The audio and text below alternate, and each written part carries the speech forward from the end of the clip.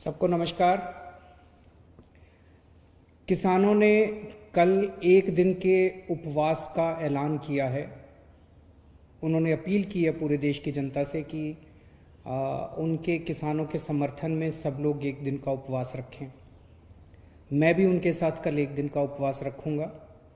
मैं सभी आम आदमी पार्टी के कार्यकर्ताओं से, समर्थकों से अपील करता हूं कि वो भी किसानों की इस मांगों के समर्थन में एक दिन का उपवास रखें। और मैं देश के सभी लोगों से अपील करता हूं, बहुत सारे हजारों लाखों करोड़ों ऐसे लोगों को मैं जानता हूं जो दिल से किसानों के साथ हैं। अपनी दिन ब दिन की दिनचर्या की वजह से वो बॉर्डर पे नहीं पहुंच पा रहे, लेकिन दिल से उनके साथ हैं। ऐसे सब लोग, अब उनको भी मौका मिला है, ऐसे सब लोग अपने अपने घरों में एक एक दिन का उपवास रखें और किसानों की मांगों के समर्थन में प्रार्थना करें।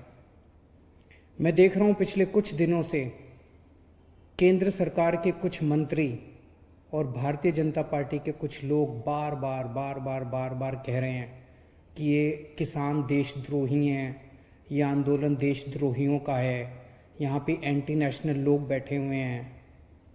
मैं उनसे पूछना चाहता हूँ, हजारों एक्स सर्विसमैन, पूर्व सैनिक जो रिटायर हो चुके हैं, ऐसे हजारों पूर्व सैनिक वहाँ पे बॉर्डर पे किसानों के साथ बैठे हुए हैं, जिन लोगों ने एक समय में देश की रक्षा करने के लिए अपनी जान की बाजी लगाई थी।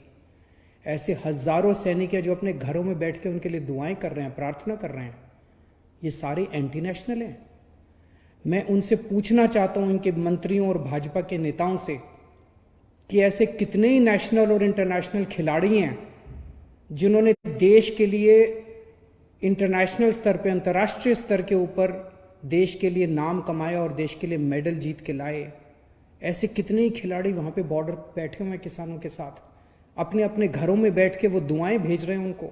ये सारे इंटरनेशनल खिलाड़ी जो देश के लिए खेले थे और जिन्होंने देश के लिए मेडल जीते थे, ये सारे एंटी नेशनल हैं।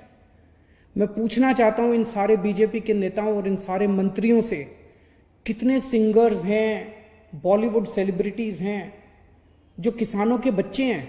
मैं जानता हूं कुछ सिंगर्स को तो मैं खुद जानता हूं, कुछ सेलिब्रिटीज को मैं खुद जानता हूं जो किसानों के बच्चे हैं, किसानों के परिवार से आते हैं।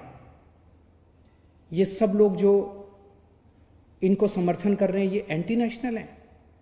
कितने ही ऐसे डॉक्टर्स हैं जिन्होंने अपना समर्थन दिया है, ये सब डॉक्टर्स हमारे देश के एंटी नेशनल हैं। आज मुझे पता चला बहुत बड़ा वकीलों का समूह बॉर्डर के ऊपर उनको समर्थन देने के लिए पहुंचा था। ये देश के सारे वकील एंटी नेशनल हैं। कितने ही व्यापारी हैं, पंजाब से कई व्यापारी मेरे से मिलने के लिए आए कुछ दिन पहले। उन्होंने बताया कि पूरे पंजाब के सारे व्यापारी इनके साथ हैं, और केवल पंजाब नहीं, पूरे देश के सारे व्यापारी इनके साथ हैं। देश के सारे व्यापारी एंटी नेशनल हैं। मुझे याद आ गया अपने अन्ना हजारे जी के आंदोलन के दिन, जब हम भी रामलीला मैदान में आंदोलन के लिए बैठे थे। उस वक्त की कांग्रेस की सरकार भी तरह तरह के षड्यंत्र रच के हम लोगों के खिलाफ रोज अखबारों में और मीडिया में, टीवी चैनलों पे स्टोरी प्लांट की जाती थी कि ये गलत लोग हैं, ऐसे लोग हैं, एंटी नेशनल लोग हैं।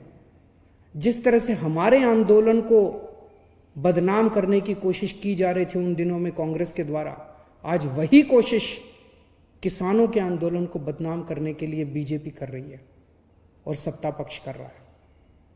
इस देश के किसानों को एंटी नेशनल कहने की हिम्मत मत करना।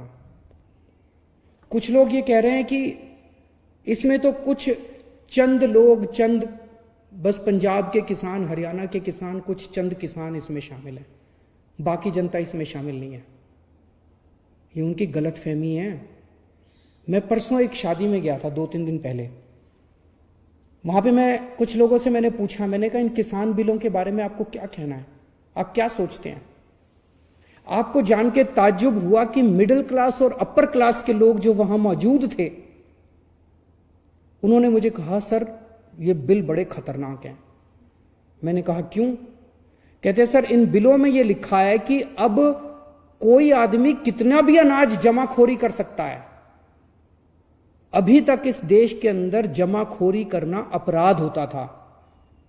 हर अनाज की एक लिमिट होती थी, जैसे मान लो चना है तो सरकार लिमिट लगा देती थी, भाई 10,000 क्विंटल से ज्यादा कोई, या जो भी लिमिट थी, इससे ज्यादा कोई चना अगर जमाखोरी करेगा तो उसके ऊपर मुकदमा चलाया जाएगा, उसको गिरफ्तार किया जाएगा, उसका सारा सामान जब्त कर लिया जाएगा।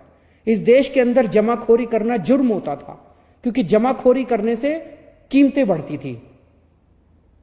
अब जो केंद्र सरकार कानून लाई है, इसमें जमाखोरी करना अपराध खत्म कर दिया गया। अब जमाखोरी करना अपराध नहीं बचा है। अब कोई कितनी भी जमाखोरी कर सकता है, कितना भी सामान, कितना भी अनाज जमाखोरी कर सकता है।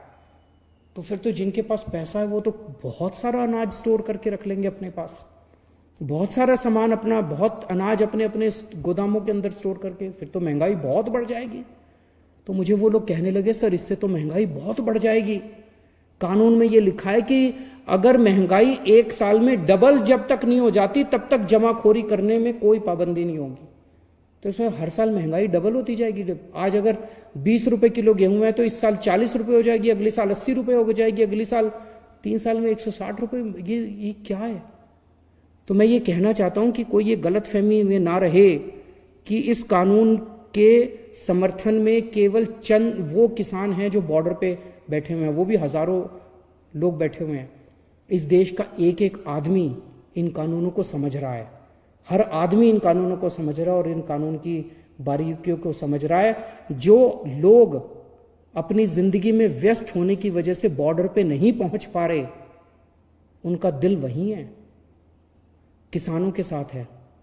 तो मेरी केंद्र सरकार से गुजारिश है कि अहंकार छोड़िए। अहंकार अच्छी चीज नहीं होती।